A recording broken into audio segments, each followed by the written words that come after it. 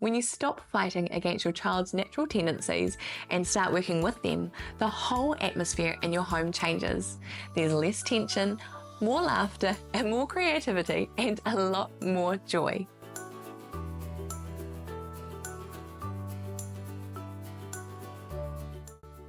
Kia ora. Hello, I'm Ruth Burko, a teacher turned mum here on a mission to demystify child's play through understanding play schemas.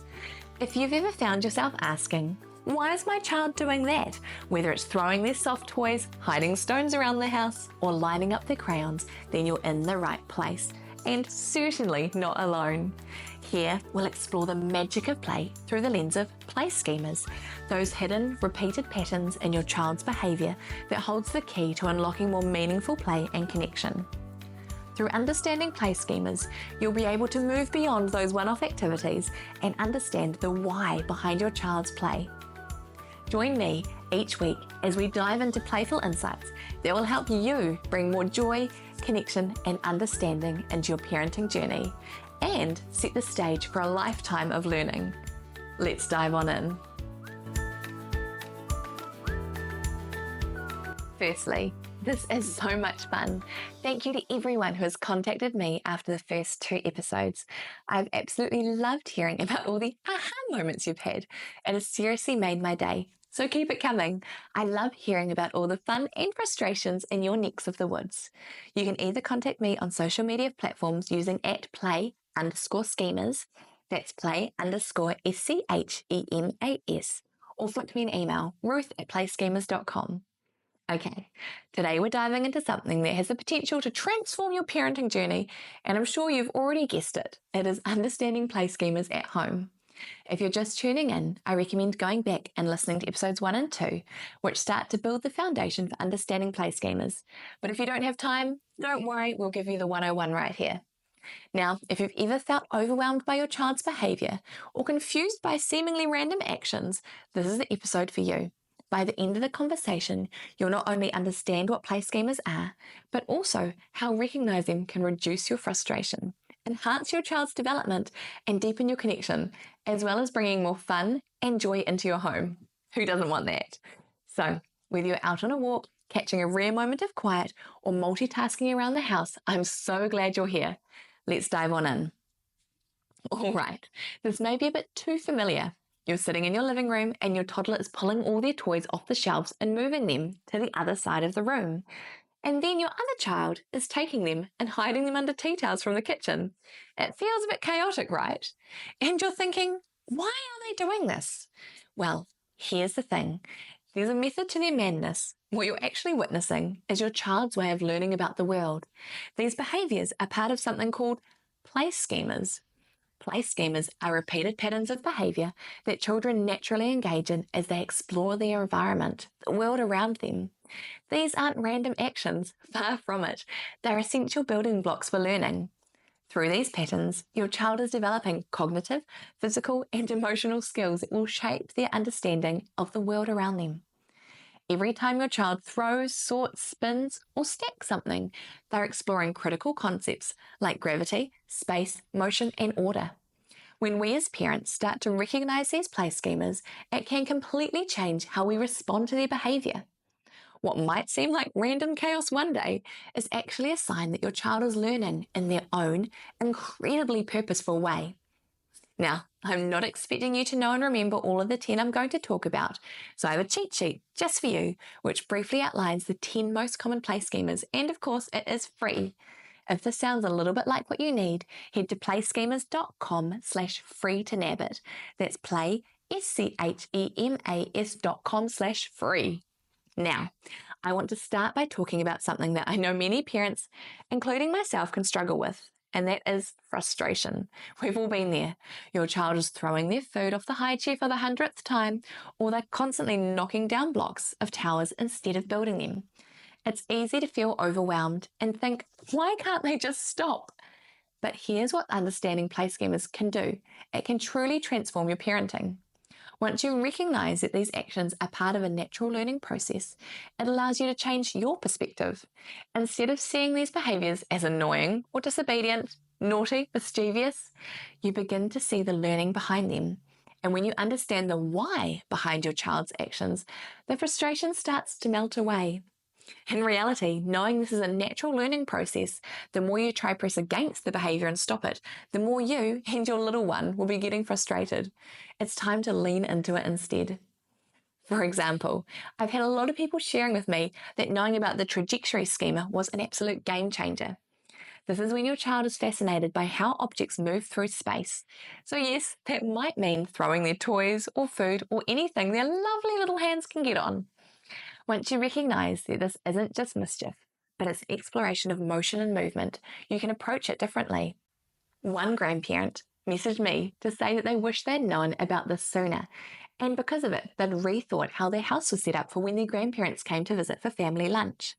They'd removed some of their valuables that were usually out and set up a safe space for their grandkids to be able to throw soft objects and build ramps for cars to go down. They shared that this was the most enjoyable family lunch they'd had and that they're actually looking forward to the next one. Yay! Rather than dreading it. This had been a game changer for them, and I hope through understanding schemas, it will be a game changer for you too. Now that we've started talking about reducing our frustration, let's look at how understanding play schemas can actually boost your child's development while reducing your frustration. Because play schemas aren't just about keeping your child busy, they're the foundational building blocks for all these essential skills. Okay, let's break it down. I'm not about to rap. When your child engages in these repeated behaviours, they're working on so many levels. Take the positioning schema, for example. This is when kids are wanting to see the world from many different angles and perspectives. What's happening here is that they're learning about balance, coordination, and how objects change or stay the same, depending on which way they're looked at. This is important both for their physical development as well as their cognitive understanding of how things work. Okay, let's think about reframing our frustration with the schema. So, you're trying to read bedtime stories, and your little one just can't keep still. They're moving everywhere. Maybe you could change what you do. You could try lying on their bed with them, both on your backs, with the book in their ear. And yes, this also works for if they're in a cot. I climbed into my little one's cot last night to do just this. Or maybe the enveloping schema, when your child wraps up toys in blankets or hides them under cushions. So they're exploring ideas of containment and boundaries, which will later help them in understanding concepts such as space and relationships between objects. So these are really important critical thinking skills in action. So to reduce frustration with this schema, you could provide them with materials that they can use to wrap different objects in. So they're not taking the tea towels out of the kitchen or stealing t-shirts from the clean washing basket. By understanding these schemas, we can create an environment that supports and extends their natural learning rather than training them to not break our environments. It helps us create environments that don't just allow kids to play in, but through our reduced frustration, it can keep both toys safe from being thrown and broken, and also us safe from just not knowing what else to do other than yell at them. What might have been seen as destructive play or naughty behaviour becomes an opportunity to develop problem-solving skills and fine motor coordination. So not only does understanding play schemas reduce your frustration, but it also allows you to actively support your child's growth in a way that's meaningful and aligned with their natural tendencies, which is awesome. Let's now move on to something that's really close to my heart, which can be the opposite of frustration, which is connection. One of the most beautiful things about understanding play schemas is how it deepens the connection between you and your child or children. When you start to recognise the patterns in their play, you're no longer just managing their behaviour, you're engaging with them in a way that's truly meaningful. For example, with my older son, he went through a phase where he loved lining up all his cars in perfect rows, over and over and over again. At first I didn't get it. At the end of the day, I just wanted to tidy them up and put them all together in a box. Cue tears and refusal to tidy up. But once I realised he was working through the positioning schema, which is all about understanding order and spatial relationships, I saw it as an opportunity to connect with him on his level and work with him rather than against him. Instead of interrupting or trying to redirect him, I joined in. We'd spend time together with his cars, organising them, talking about the different colours, sizes, shapes, what they're for. This simple activity became a way for us to bond. He felt understood, and I was able to share in his world. That's the power of understanding play schemas. It opens up the door to more meaningful, joyful interactions with your child. And when we were finished, We made a stop sign so that everyone knew he was still playing with them. This is a strategy I'd used for years in my teaching, but I hadn't yet made the transition of using it into my house. If you'd like to chat more about this strategy, let me know and I can talk about it. The best part of all of this, he felt supported and seen. When you get to their level, they trust that you understand their needs, and that trust builds stronger communication and connection over time. And to be honest, I'm parenting my toddlers with the goal of having a great relationship with my teenagers and adult kids. I can wait for that to happen, but that's where my goal is. I want to know my family and love my family well. Now, I know what you're thinking. This sounds great, but how does it make family time more fun? Well, as I've been saying, when you understand what your child is naturally drawn to, you can turn even the most chaotic moments into opportunities for play and learning. Take the transporting schema, for instance. If your child loves carrying things from one room to another, instead of seeing it as mess just waiting to happen, you can turn it into a game.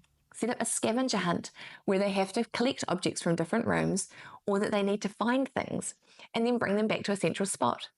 We're about to start a daily one with the lead up to Christmas. Okay, so they're still fulfilling their natural urge to transport objects, but now it's in a bit of a structured way, which is more purposeful for them and you. By embracing play schemas, you're creating an environment where play is celebrated and learning happens organically. And let me tell you, when you stop fighting against your child's natural tendencies and start working with them, the whole atmosphere in your home changes. There's less tension, more laughter, and more creativity, and a lot more joy. Now, I know your child is only this age once, but what they do now really does set up the foundations for their future. When you embrace these play schemas, you're not just making the day-to-day life easier, you're setting up your child for success in the future. The skills they develop through these schemas, the problem solving, spatial awareness, or the cognitive and coordination, emotional regulation, they're all going to serve them well as they learn and grow. Think about it. By supporting your child in exploring schemas like enclosure or trajectory, you're fostering a mindset of curiosity and discovery. You're encouraging them to engage in the world around them, to ask questions, and to experiment. These are qualities that will help them succeed in the school, in friendships, and later on in life. And as a parent, understanding play schemas helps you feel more confident and capable. You're no longer just reacting to your child's behaviour, you're responding with purpose. You're guiding them, supporting them, and partnering with them on their learning journey. That's the true power of play schemas. They transform not only how we see our children, but how we engage with them and support them with their growth. All right, let's get practical. How can you start recognising and supporting play schemas in your home? Here are my 3 top tips. First, observe your child's play. Watch for repeated behaviours. Are they constantly spinning, stacking, or sorting? Do they love hiding things or moving objects from room to room? These are clues to which of the play schemas they're working through, and then make a note of it. They may be working through just one schema at a time, or you may notice multiple at once. Both are completely normal. Second, create more play opportunities. Like I said about the grandma who contacted me, once you've identified a schema, set up activities that allow your child to dive deeper into that behaviour. Engage their curiosity and ensure they have a safe place to explore it, which also can be outside with the right gear on. Number 3, let go of control. Here's a big one. Let go. Allow your child the freedom to explore their schemas without constantly directing their play. Sometimes the best thing you can do is simply observe and offer materials or encouragement when they need it. Trust their instincts. Thank you so much for joining me on today's episode of Demystifying Child's Play through Play Schemas. I look forward to you joining me in the next episode. I hope you're taking into your day new ideas and insights to help you connect with your child through play in more meaningful and fun ways. If you enjoyed this episode, make sure you subscribe so you never miss out on future tips, strategies, and those aha moments, and then share it with other parents and caregivers who are also ready to explore the power of play schemas. And don't forget, you can head to playschemas.com/free to nab a cheat sheet of the top 10 play schemas. That's playschemas.com/free. If you want to dive in more, you can head over to the blog at playschemas.com/003 for the show notes and any bonuses attached to this episode. That's playschemas.com/003. And hey, I would love to continue hearing your playtime stories. Whether you're celebrating a win or trying to crack the mystery behind a new behaviour, I'm here for it. Reach out on social media using @play_schemas or drop me a message, ruth@playschemas.com.